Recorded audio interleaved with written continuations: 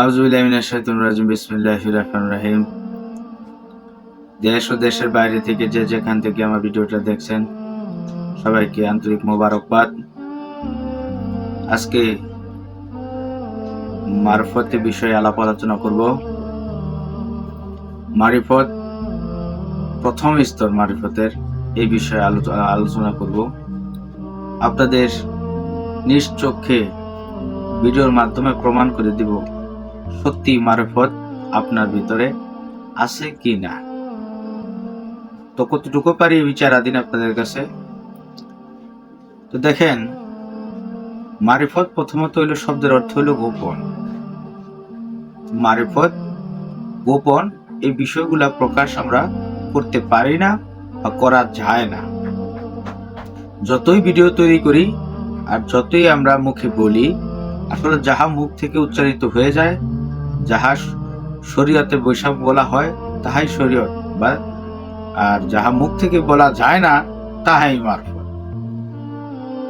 তো বিষয়টা হচ্ছে, প্রথমত দেখেন, আমাদের বাংলাদেশে প্রচুর প্রবাসী ভাইরা আছে। তো প্রবাসী ভাইদের উদাহরণ দিয়ে দেখাই।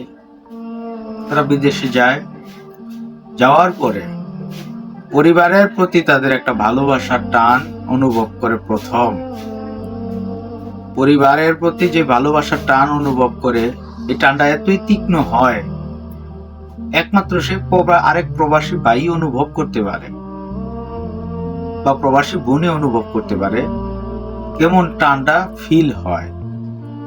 পরিবারের পিতা মাতার প্রতি, আত্মীয় স্বজনের প্রতি, স্ত্রী থাকলে স্ত্রীর প্রতি, সন্তান থাকলে সন্তানের প্রতি একটা টেনশন এবং ভালোবাসা উভয় কাজ করে। মাকে অসুস্থ রাইখা বিদেশে গেছেন, বাবাকে অসুস্থ রেখে বিদেশে গেছেন, বা স্ত্রীকে একা রেখে বিদেশে গেছেন, স্ত্রীকে অসুস্থ রেখে গেছেন, বিভিন্ন টেনশন ফিল হয়। পাশাপাশি তাদের প্রতি একটা টান, ভালোবাসার টান, যা কখনোই প্রকাশ করতে পারেন নাই। দেশে থাকতেও এটা অনুভব করতেও পারেন নাই, বিদেশে যাওয়ার ফলেই অনুভব করতে পারছেন। তো ভালোবাসার টান পরিবারের প্রতি কতটুকু একমাত্র প্রবাসীরাই জানে। সবচেয়ে বেশি প্রবাসীরাই বলতে পারে যে তার পরিবারকে কতটা ভালোবাসে। এই টানটা এক ধরনের মারিফত, গোপন। তারা প্রবাসী ভাই আপনি কিন্তু এতটাই ভালোবাসেন, যাওয়ার পর অনুভব করেন যে লুকাইয়া মনে চায় হা হা করে চিৎকার করতে। যদি আরেকজন প্রবাসী দেখে ফেলে, সেই ভয়ে ছাদে যান বা ওয়াশরুমে যান, যা মনে ইচ্ছা মতো চিৎকার করেন, কান্নাকাটি করেন, করার পর বুক হালকা হয়।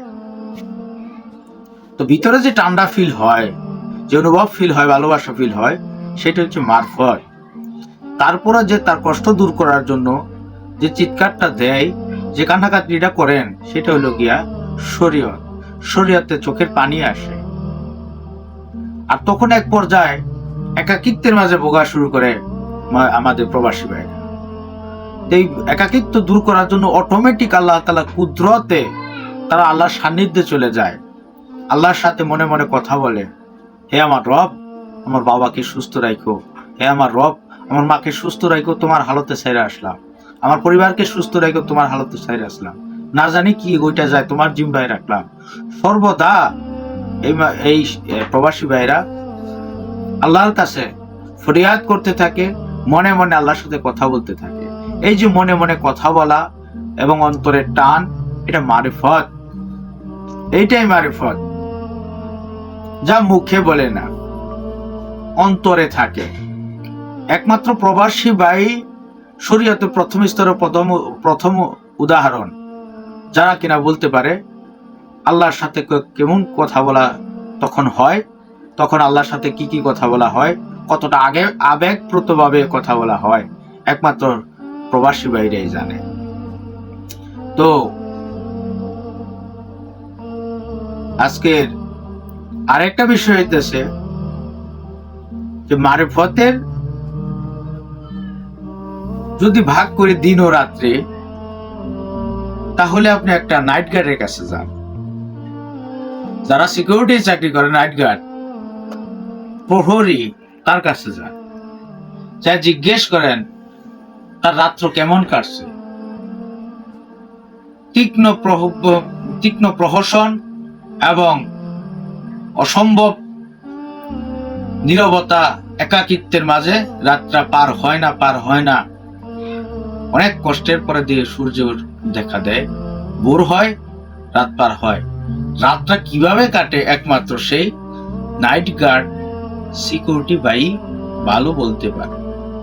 তখন সে একা একা কি করে? তখন সে একা একা রবের সাথে কথা বলে, মনের অজান্তে। পঞ্চ ইন্দ্রিয়র এক ইন্দ্রিয় মনের অজান্তেই রবের সাথে কথা বলে। কি কথা বলে এটা আপনারাও ভালো জানেন, আমিও ভালো জানি। কিছু কিছু কথা আছে যা ভিডিওতে বলা যায় না, কপিরাইট হিসাবে আসে, সব বলতে পারি না। এজন্য যোগাযোগ রাখা উচিত। যদি কোনো প্রশ্ন সরিয়ে থাকে মারিফতে, আমার কাছে আসবেন, আমি বলার যথাযথ চেষ্টা করব। একজন সিকিউরিটি গার্ডের কাছে যা জিজ্ঞেস করেন রাতটা কতটুক দামি, কতটুক লম্বা, যা আপনি একটা ঘুম দিয়ে কাটাইয়া দিচ্ছেন, আপনি ঘুম দিয়ে কাটাচ্ছেন, মোবাইল ইনস্টল করতে করতে, মোবাইল দেখতে দেখতে সারা রাত কাটাইয়া দিচ্ছেন। কিন্তু এই সিকিউরিটি গার্ডের কাছে যান, হারে বলে দিবে রাতটা কতটা তীক্ষ্ণ গেছিল, বেদনাদায়ক গেছিল, বা কতটা প্রহসনময় রাত্র গেছিল। শরিয়ায় দিনের আলোতে আপনি আমাদের দেশে বহুত শ্রমিক ভাই আছে, গার্মেন্টসে চাকরি করে। সেই গার্মেন্টসের শ্রমিক ভাইরা সকাল 8টার সময় নাকে মুখে কিছু খাবার গুজে দিয়ে দৌড়াইয়া ফ্যাক্টরিতে যায় কাজের তাগিদে। মহাজনের সময় মতো উপস্থিত হতে হবে মহাজনের কাছে। ফ্যাক্টরিতে যাওয়া মাত্রই তাদের নিস্তার নাই, একের পর এক কাজ করতেই হয়, যেন মানসিক রোবট হয়ে গেছে। গাড় পর্যন্ত ঘুরাইতে পারে না, নিজের গাড়টা ডান বাম করতে পারে না, বা জরুরত থাকলে ওয়াশরুম পর্যন্ত যাইতে পারে না। যদিও যায়, আয়সা থেকে কাজ জমে গেছে। সময়ের কতটুকু মূল্য শ্রমিক ভাইয়ের কাছে জিজ্ঞেস করলে সে হারে বলতে পারবে। সময়কে কতটা, মিনিটটা কতটা সময়ে যায়, ঘন্টা কত সময়ে যায়। এই সময়টা কি করে? কর্ম করে। আল্লাহ তাআলা বলছেন, দিনের আলো ফোটার পরে পাখিদের মতো, পাখিদের ন্যায় তোমরা দেখো না, ভোর হওয়ার পর পাখিরা রিজিকের অন্বেষণে বাইর হয়ে যায়, সন্ধ্যার সময় বড়া পেটে বাসায় ফিরে আসে। তো রিজিকের তালাশে তারা বাহির হয়, আর আল্লাহর আদেশ ফরজ, তারা সে ফরজ কাজে বাইর হয়। এটাও মারফতের অঙ্গে থাকে। তারা ফরজ কাজ করতেছে, শ্রমিক ভাইরা ফরজ কাজ করতেছে। যদিও তারা কাজ করতেছে, কিন্তু ফরজে থাকে, কাজটা ফরজ, রিজিক অন্বেষণ করা ফরজ। তো তখন তাদের মিনিট কতটা সময় যায়, ঘন্টা কতটা সময় যায়, কখন দুপুর হয় আর কখন বিকেল হয়, কখন রাত্র হয়। 5টা বাজে, 8টা বাজে ছুটি পায়, 10টা বাজে ছুটি পায়, আবার রাত্রে এসে খাওয়া দাওয়া করে তারপর ঘুমায়, আবার সকালে আবার নতুন করে ডিউটিতে যায়।